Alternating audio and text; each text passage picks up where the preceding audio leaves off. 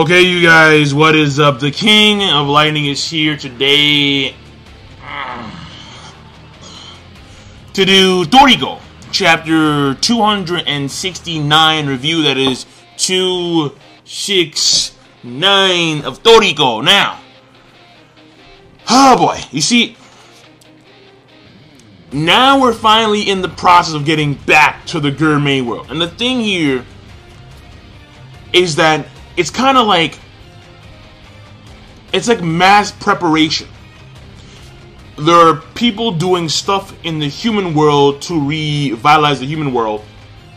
There are people preparing for the worst within the gourmet world, such as Setsuno and Jiro, who, by the way, they're in this place called like the Food Immersion Cape. And I'm like, yo, where in the name of gracious Zeus are they? They are so high up, it's not even funny. They're deep into the exosphere. It's obvious, bro. Like, what? Well, no, well, actually, no, I can't say it's that obvious. Because, I mean, it may not, I mean, it may be only in the mesosphere. I mean, again, I don't know. It's just that, well, then again, their planet is bigger. But, they're just really high up. That's very obvious. And, what I can say is that this is probably Ichigo's grave, because this is where they train. All right, Jiro says that they trained here, and Midori actually somehow he revitalized the food immersion flowers, and then he actually put the million tree, like the hors d'oeuvre of Ichigo's full course. That tree, it's actually there too. So I'm pretty sure that this is like either Ichigo's resting spot, or it's like a grave for him, because I don't know if his body was actually put there or not. I have no idea. None. But it is nice to know that Midori actually did have the decency to do something for his bro, alright? Kyodai. So, Nissan. So, that being said, I'll give props to Midori for that. And actually, Knocking Master Jiro even says, I probably can't take on Midori at this point in time.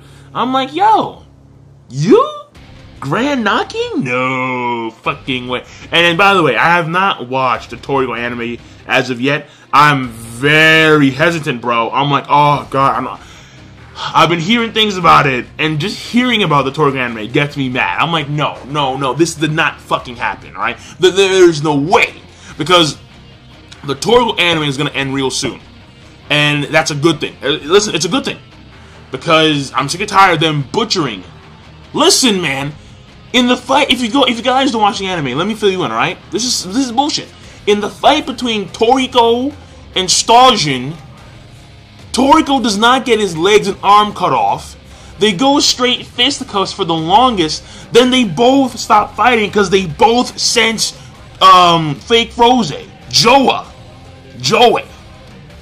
And I'm sitting here like, wait, what? Like, what's happening? No, this did not happen. And then they're both going over to tussle with Joey. I'm like, no, fuck no, this is stupid. So, it's pissing me off, and I know I'm deviating. But this chapter is simple, so this review is going to be quick. And I'll get to that at some point. I'll probably watch either this Friday or this Thursday, the Toriko anime. The 2 episodes that I haven't caught up with, and I'll give my thoughts on those, because I'm pretty sure I'm just going to have like a fucking rant.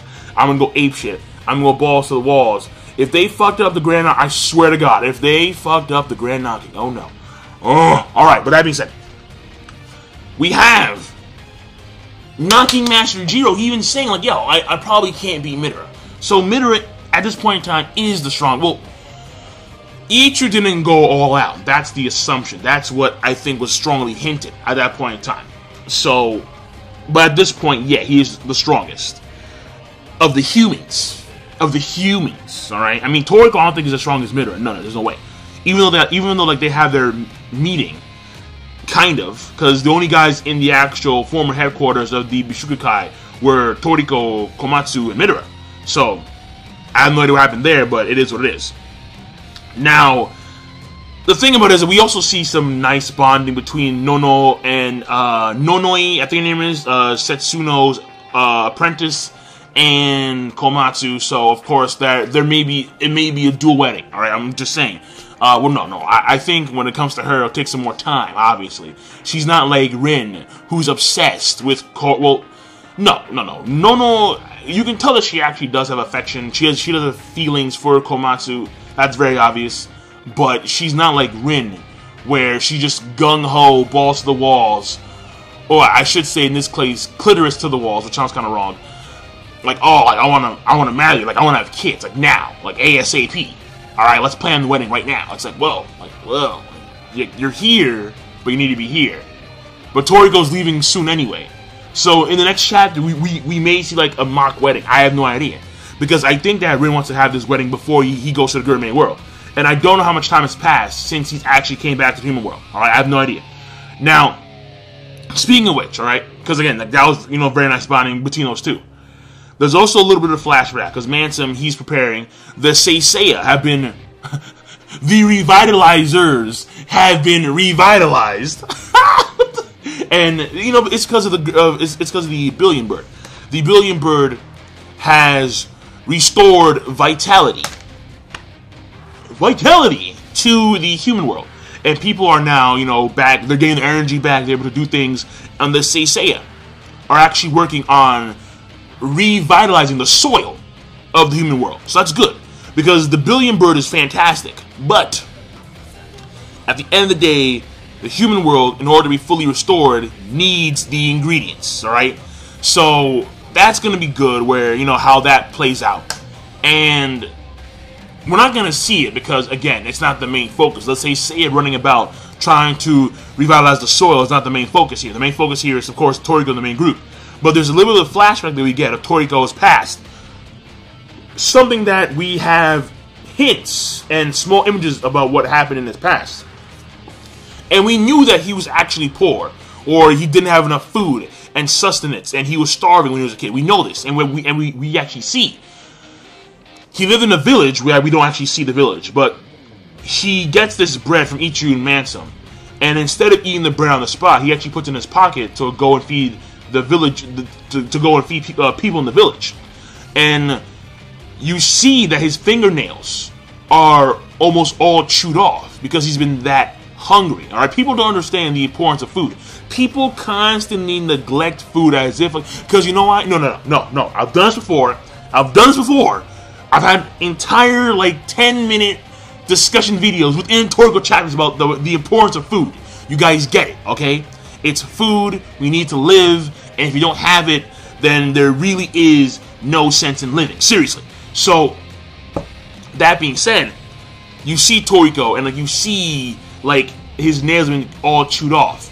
But despite that fact, he still wanted to give the food to the villagers. So you can see that his hunger was subsided by his innate nature to give to those that he cares about. And each of you saw that. He saw that, and from seeing that alone, and from knowing that this kid actually was born with Gurmei cells, he saw vast potential in this individual named Toriko, a person who would be one of the, one of the foundations, one of the, what's the word here, man? One of the staples of the human world when the human world needed backing, pretty much. Let me leave it at that, alright? I'm trying to find the words here, and I'm failing. So, let's move on. We get to see Terry, Quinn or Queen, I don't know, because some chapters it's Queen, some chapters it's Quinn. I have no idea, but I'm going to call her Quinn. And we see Kiss, and the Emperor Crow, the Mother Snake, and the Battle Wolf are going at it. And they're actually making the Emperor's Ring, which is fucking awesome. I love that. They're making the Emperor's Ring. The Emperor's Ring. And basically, they're just training. They're training, preparing for the Gurmei world. In hops and Toriko. He's like, yo, I'm back. Terry's like, yeah! So that was very nice to see. His partner Beast is training, preparing for the Gurmei world, and Terry is ready. Terry is ready to go in there. She is ready. So, that was very nice to see. And finally, when we have Komatsu, when we have Toriko chill with Tom, alright? Tom, he's been there from this dude. I always had a hunch that Tom would be like someone like surprisingly like hidden, like he may be like really powerful, but no one ever knows. Like Tom's like the boat guy, like who just drives the boat, but like one day like someone attacks Tom, he goes straight fisticuffs, like yeah, yeah, like that one guy who was a part of Neo, who we always thought was a straight up bitch. I think his name was Umen. I just can't believe when this guy betrayed the IGO. I was like, get the fuck you? No, you can fight? Fuck. So Tom, I always felt, was along those same lines in a good way though. But no, I mean, he's just a dude. He's just a dude, and he's chilling with his boy Toriko, and they're drinking some beer. And then, he's like, yeah, like, kick back and relax and, power up or, get your strength up here in the human world, which means eat a lot of food. And because you guys, you four, are the strongest humans in the human world. You guys are the strongest humans at this point in time. When it comes to helping humanity, obviously. Of course, Midora, it's Midora. Now, right, hungry tongue. We see that. But he also, Toriko mentions that before I go to the dreaming world, I have somewhere else to go. I need to talk to someone. And we see the tree where the final, like the tree, pear, alright? The Nitro. It has to be pear. There's no way it's not pear. I am convinced now. It's pear. It just has to be. But he has to go talk to this Nitro, this individual, who looks like a Nitro. And he's going to go back there, which is good. Someone called me. Alright, so that being said, I'm done, alright? Give me your thoughts on the chapter. I think the chapter was actually a solid one. I'm going to give it a rating of OK+. It wasn't like that monumental because it mainly is set up. And it's all set up for the restoration of the human world and the moving into the gourmet world. So, until we actually get, like, significant progress into this whole gourmet world reintroduction and the human world restoration, I'm going to give it the rating of OK+, for now. So I'm done. King Lightning. Be sure, of course, rate the video, comment, and subscribe as always. Peace. Have a nice day.